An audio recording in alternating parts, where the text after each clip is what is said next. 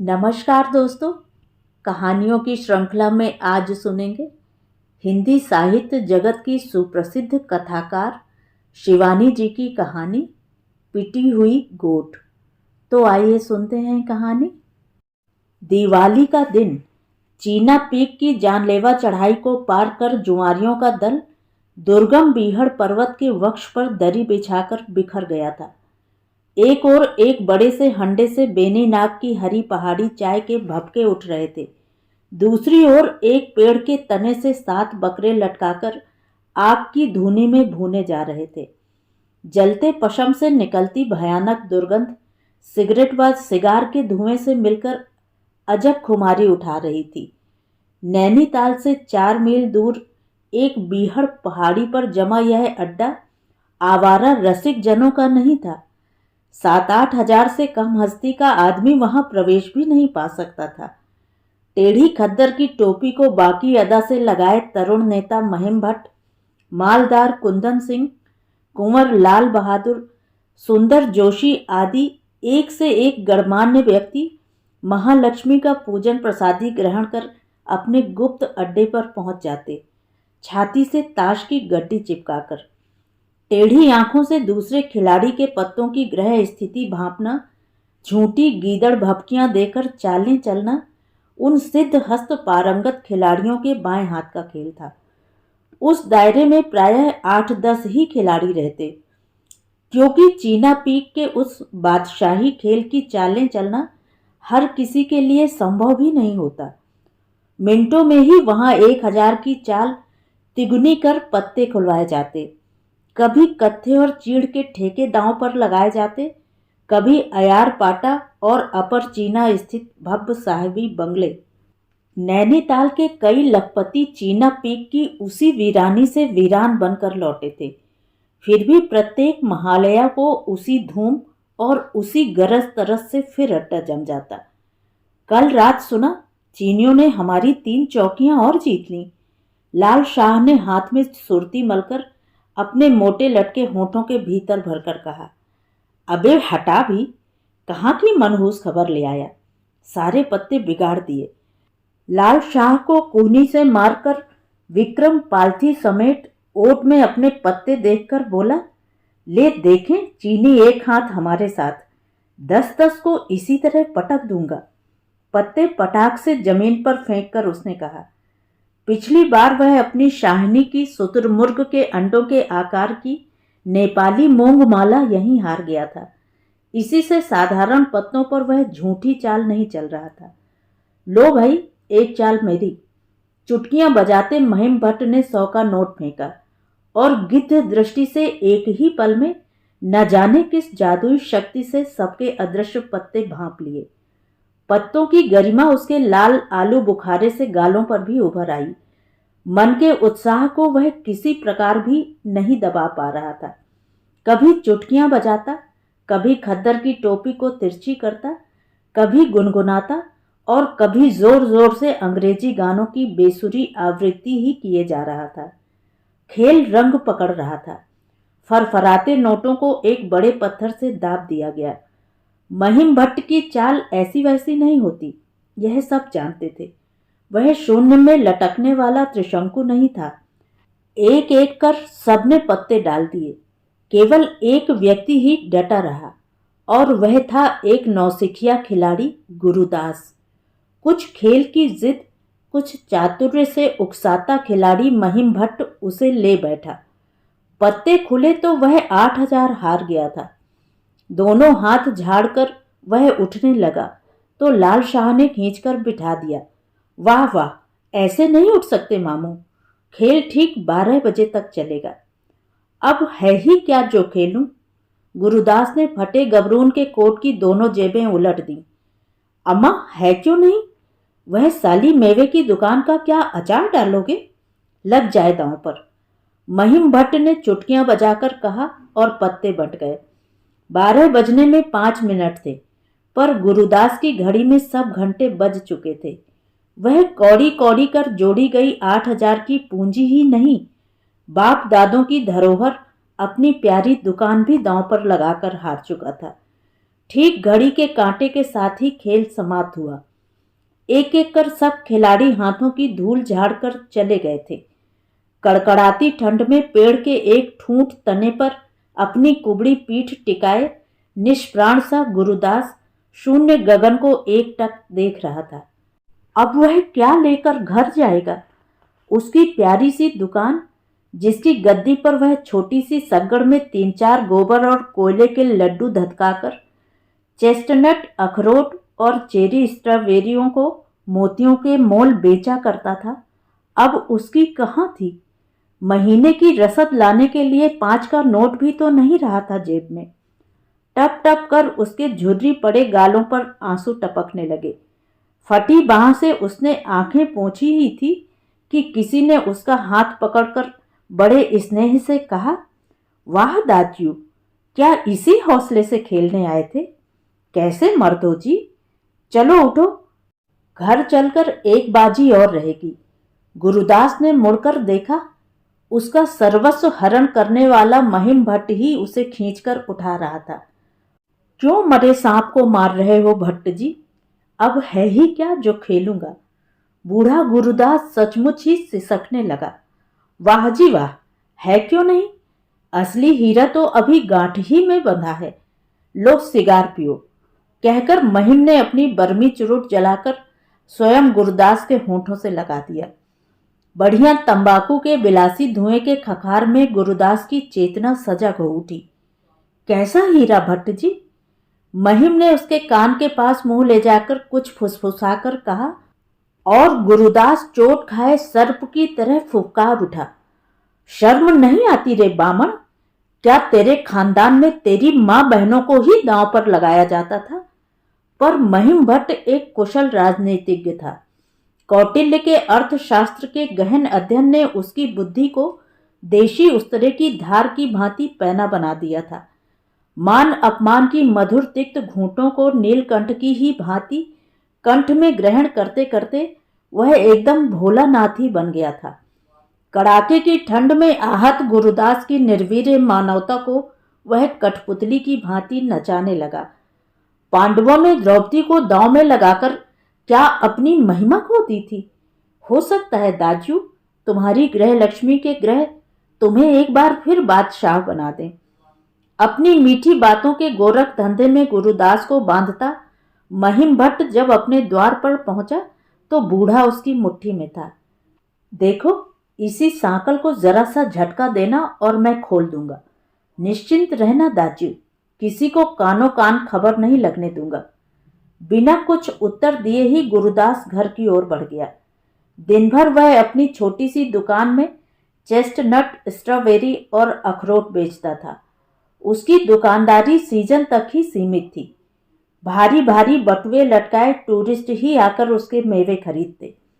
पहाड़ियों के लिए तो स्ट्रॉबेरी और अखरोट, चेस्टनट घर की मुर्गी दाल बराबर थी।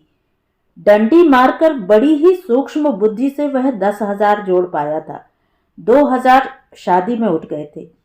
63 वर्ष की उम्र में उसने एक बार भी जुआ नहीं खेला था, किंतु आज लाल के बहकावे में आ गया था। लाल उसका भांजा था।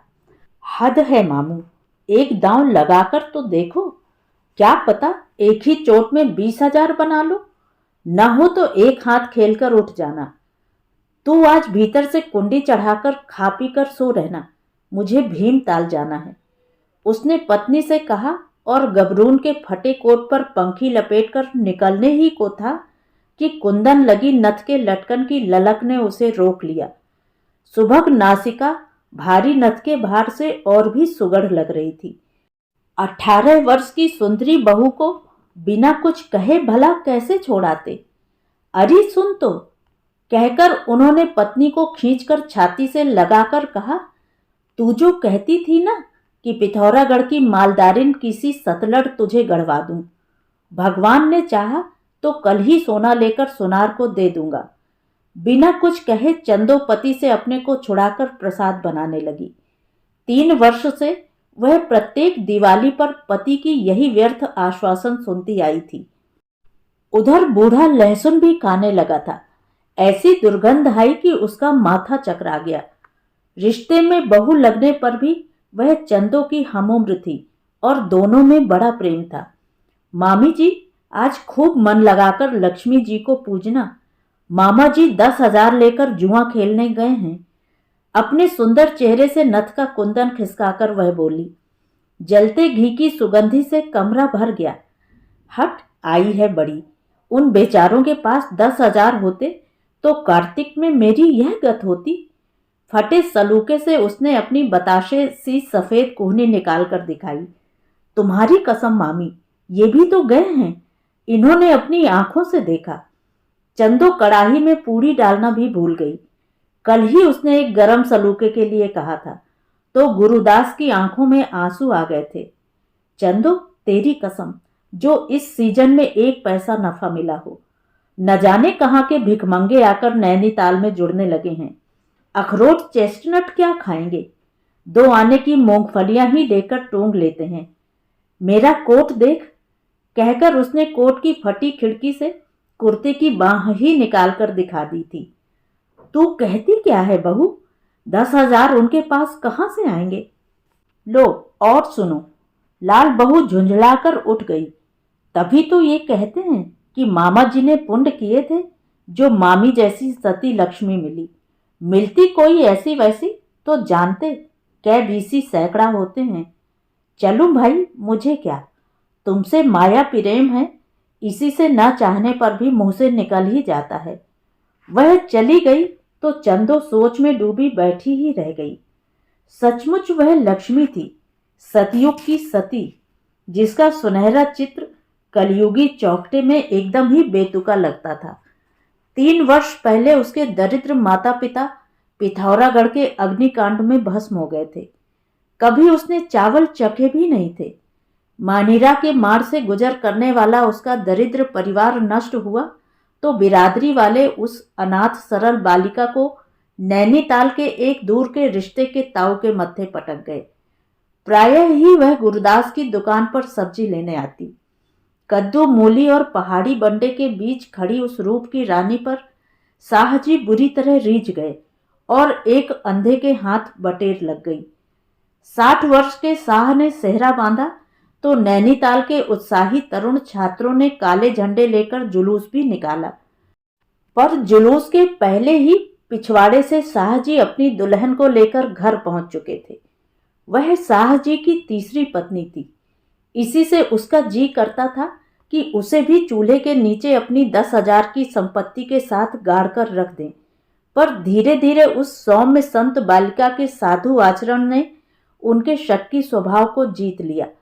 न वह पास पड़ोस में उठती बैठती, न कहीं जाती।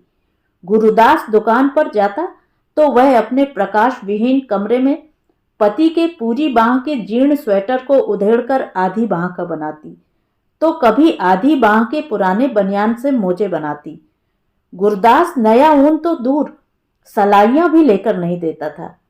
एक बार उसने सलाइयों की फरमाइश की तो चट से गुरुदास ने अपने पुराने छाते से ही मोड़ मारकर विभिन्न आकार की 4 जोड़ा सलाइयां बना दी थी।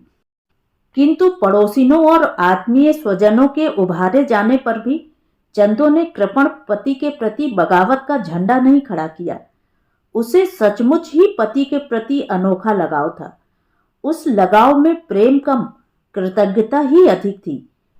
किंतु बचपन से वह बूढ़ी दादी और पति पारायण माता से पति भक्ति का ही उपदेश सुनती आई थी। पति से द्रोह करने वाली स्त्री की ऐसी दशा होती है। दादी ने अपड़ भोली बालिका को कल्याण में चील कौवों से नोची जाने वाली छटपटाती स्त्री का चित्र दिखाकर कहा था। फिर गुरुदास उसे बड़े ही प्यार से पुचकार कर बुलाता। बड़े से दोने में भरकर जलेबी लाने में वह कभी कंजूसी नहीं दिखाता था। और जिसे जीवन के 15 वर्षों में मिठाई तो दूर, भरपेट अन्न भी न जुटा हो, उसके लिए नित्य जलेबी का दोना पकड़ाने वाला पति परमेश्वर नहीं तो और क्या होता। गुरुदास चंदो के अंधकार में जीवन का प्रथम प्रकाश था। वह अपनी खिड़की से नित्य नवीन साड़ियों में मटकती सीजन की सुंदरियों को देखती तो कभी उसे डाह नहीं होती। गुरुदास दुकान से लौटता सकरी सीढ़ियों पर पति की फटीचर जूतियों की फत फत सुनकर वह आश्वस्त हो उठती। गरम राख से अंगारे निकालकर आग सुलगाती, चाय बनाकर पति को देती, अंगुलियां चाट चाट कर चटकारे लेती, जलेबी का दोना साफ करती और फिर नित्य मंदिर जाती। मंदिर के रास्ते में उसे प्रायः ही डिग्री कॉलेज के मनचले लड़के वैजंती माला कहकर छेड़ भी देते, पर उनके फिल्मी गाने, सीटियां और हाय हू उसे छू भी नहीं सकते। वह सिर झुकाए मंदिर जाती, नित्य देवी से आंखें मूंदकर एक ही वरदान मांगती, मेरा सौभाग्य अचल हो मां। शायद उसकी सरल निष्कपट प्रार्थना ने बूढ़े गुरुदास के समग्र रोगों से एक साथ मोर्चा ले लिया था। इसी से बुढ़ापे में भी वह लहलहाने लगा था। पास पड़ोस की स्त्रियों ने गुरुदास के कृपण स्वभाव की आलोचना को नित्य नवीन रूप देकर चंदो को भड़काने की कई चेष्टाएं की, पर वे विफल ही रहीं। रवि, सोम और बुध को चंदो मौन व्रत धारण करती। मंगल, शनि को पहाड़ की स्त्रियां मिलने मिलाने कहीं नहीं जाती। बृहस्पतिवार को दल बांधकर आती, पर गुरुदास का प्रसंग छिड़ते ही चंदो कोई न कोई बहाना बनाकर उठ जाती। आज लाल बहू ने उसका चित्त खिन्न कर दिया था। जिस पति को देवता समझकर पूजती थी, क्या वही उसे धोखा दे गया? उसका नियम था कि वह पति के आने तक सदा बैठी रहती। आज भी वह बैठी थी। पति की परिचित पदध्वनि सुनकर वह उसे असंख्य उपालंभों से बींधने को व्याकुल हो उठी, पर सौम्यता और शील ने उसके चित्त पर काबू पा लिया। हंसकर वह पति का स्वागत करने बढ़ी, पर पति के सूखे चेहरे ने उसे पीछे धकेल दिया। हार तो नहीं गए चंदो? गुरुदास का गला भर्रा गया। 10-11 दिए अभी भी टिमटिमा रहे थे। उन्हीं के अस्पष्ट आलोक में पति के कुम्हलाए चेहरे को देखकर चंदो का हृदय असीम करुणा से भर गया। ममता तो अपने पाले कुत्ते पर भी हो आती है, फिर वह तो उसे ही पालने वाला स्वामी था। तू जल्दी पंखी डालकर मेरे साथ चल। कहाँ चलने को कह रहे हैं इतनी रात? बिना कुछ कहे ही चंदो ने अपनी गूंगी दृष्टि पति की ओर उठाई। तुझसे झूठ नहीं बोलूंगा चंदो, 8,000 और दुकान सब कुछ हार गया हूं। महिम कहता है कि घर की लक्ष्मी को बगल में बिठाकर दांव फेंकूं तो शायद जीत जाऊं। चलेगी ना? वह गिड़गिड़ाने लगा। सरल निष्कपट चित्त के दर्पण में संसार की कलुषित फरेबी चालें कितनी स्पष्ट होकर निखर आती हैं। चंदो पलक मारते ही सब समझ गई। आधी रात को उसका पति उसे महिम भट्ट के यहां दांव पर लगाने के लिए ही ले जा रहा था। 2 ही दिन पहले वह मंदिर के द्वार पर महिम भट्ट से टकरा गई थी। कैसा सुदर्शन व्यक्ति, किंतु कैसी कुख्याति थी उसकी। पास पड़ोस में नित्य ही उसके दुर्दांत कामी स्वभाव की बातें सुनती। वह युवती विधवाओं के लिए व्याघ्र था। कितनी ही अल्हड़ किशोरियां उसके वैभव और व्यक्तित्व से रीझकर लट्टू सी घूमने लगी थीं। फिर भी न जाने अन्याय में कैसा जादू था कि एक बार देखने पर सहज ही में दृष्टि नहीं लौटी थी। चल चल चंदो, देर मत कर। उसे अपनी फटी पंखी में लपेट द्वार पर ताला लगा गुरुदास उसे निर्जन सड़क पर खींच ले गया। महिम भट्ट के पिछवाड़े से होकर दोनों उसके गुप्त द्वार पर खड़े हो गए। लोहे की विराट सांकल पर लगी छोटी सी घंटी को दबाते ही द्वार खुल गया। आइए भौजी, आइए आइए। मेरे अहोभाग, जो कुटिया को पवित्र तो किया। महिम के काले ओवरकोट से उठती सुगंधी की लपटों ने चंदो को बांध लिया। एक सकरी गैलरी को पार कर तीनों महिम की कुटिया के दीवान खाने में पहुंचे तो उसका वैभव देखकर चंदो दंग रह गई।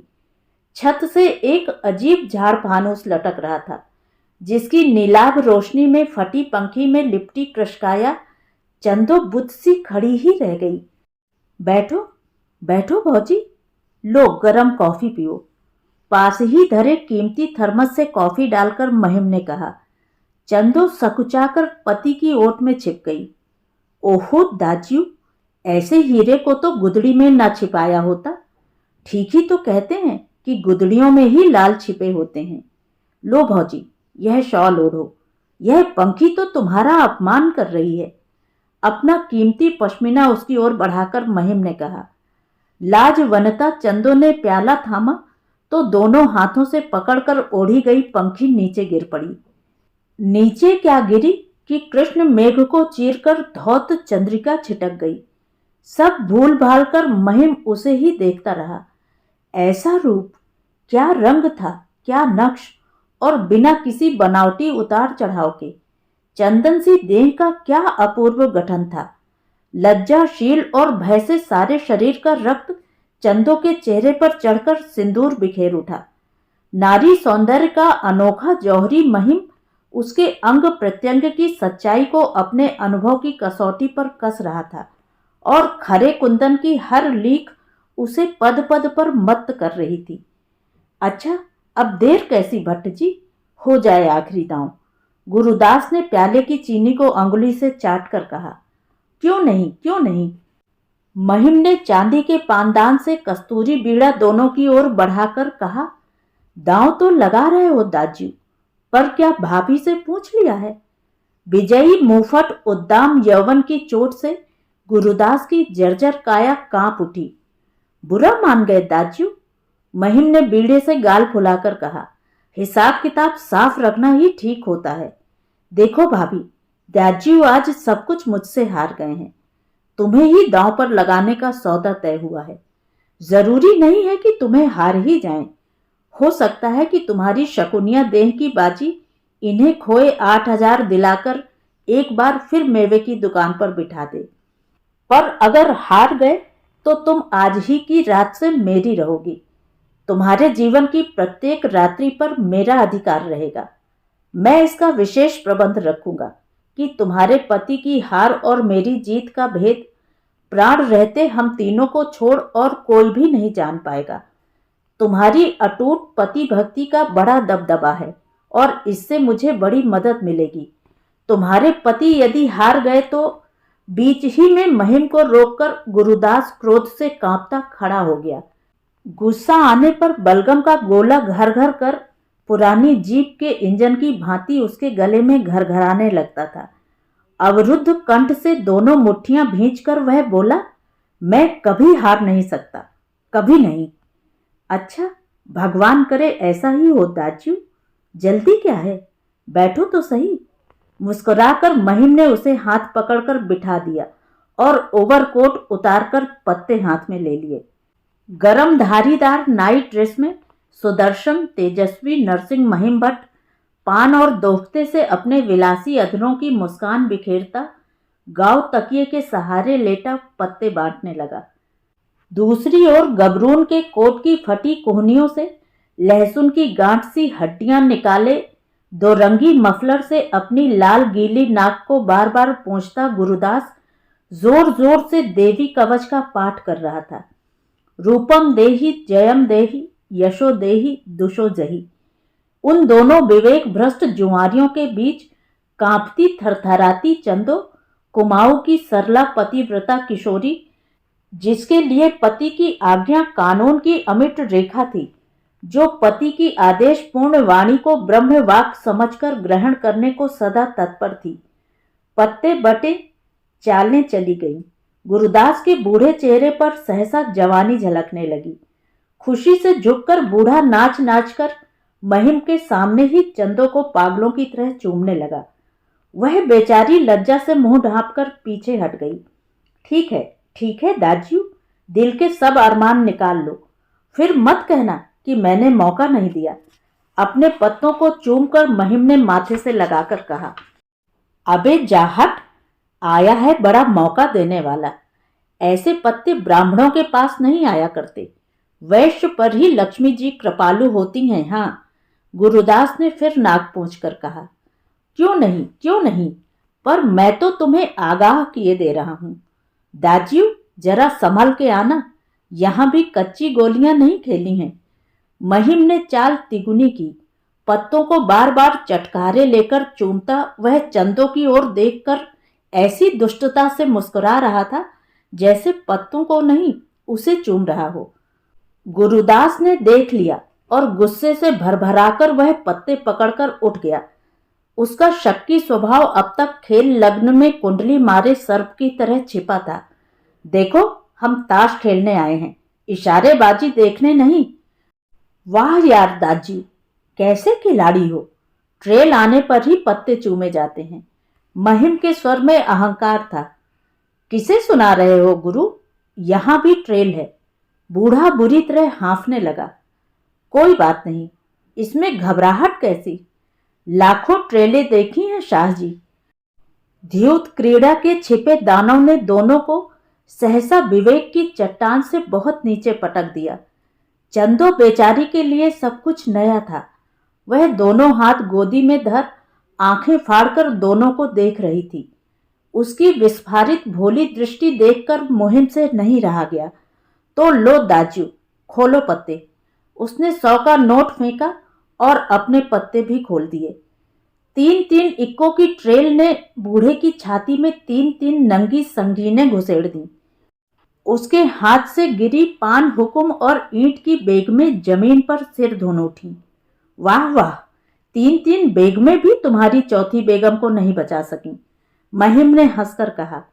गुरुदास कुछ देर पत्थर की तरह बैठा रहा, फिर अपने गंदे रुमाल से आंख और नाक की जलधारा पोंछता एक बार चंदो की ओर देखकर बुरी तरह सिसकता किसी पिटे बालक की भांति गिरता पड़ता बाहर निकल गया।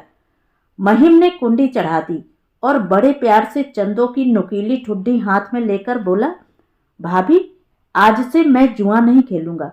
जानती हो क्यों? आज संसार की सबसे बड़ी संपत्ति जीत चुका हूं। बड़ी देर बाद कार्तिक की ओस भीनी रात्रि के अंतिम प्रहर में कांपती चंदो को उसके ग्रह के जीर्ण जीने तक पहुंचाकर महिम तीर की भांति लौट आया। वह कमरे में पहुंची तो कमरा खाली था। गुरुदास तड़के ही उठकर पाषाण देवी के मंदिर में नित्य माथा टेकने जाता था। वह चुपचाप फटी रजाई सिर तक खींचकर सो गई। कैसी नींद आई थी, बाप रे बाप। मामी, मामी उठो, गजब हो गया। लाल बहू का कंठ स्वर सुन वह हड़बड़ाकर उठी। मामी, मामा जी ताल में कूद गए। मंदिर के पुजारी ने देखा है, कांटा डाला है पर लाश नहीं मिली। नाश हो इन जुआरियों का, बेचारे को लूट पाट कर धर दिया। स्तब्ध चंदो द्वार की चौखट पकड़े ही धम्म से बैठ गई। किसने उसका सिंदूर पोंछा, किसने चूड़ियां तोड़ी और कौन नोचकर मंगलसूत्र तोड़ गई, वह कुछ भी नहीं जान पाई। वह पागलों सी बैठी ही थी। राम राम, बेचारा 8,000 नकद और दुकान सब कुछ ही तो दांव में हार गया। वही धक्का उसे ले गया। पंडित जी कह रहे थे, 16 बरस से मेरा यजमान था, बड़ा नेक आदमी था। अब तक चुप बैठी चंदो दोनों घुटनों में माथा डालकर जोर से रो पड़ी। एकाएक जैसे उसे रात की बिसरी बातें याद हो आईं। दुकान और 8,000 का धक्का नहीं, उसके पति को जिस दूसरे ही दांव की हार का धक्का ले गया था, उसे क्या कभी कोई जान पाएगा। तो ये थी कहानी। कहानी आपको कैसी लगी कमेंट करके ज़रूर बताएं। और अगर मेरे द्वारा सुनाई हुई कहानियाँ आपको अच्छी लगती हैं और आप मेरे चैनल पर पहली बार आए हैं तो चैनल को सब्सक्राइब ज़रूर करें, लाइक करें और अपने दोस्तों और परिचितों में शेयर भी करें। बेल आइकन दबाना बिल्कुल भी ना भूलें। धन्यवाद।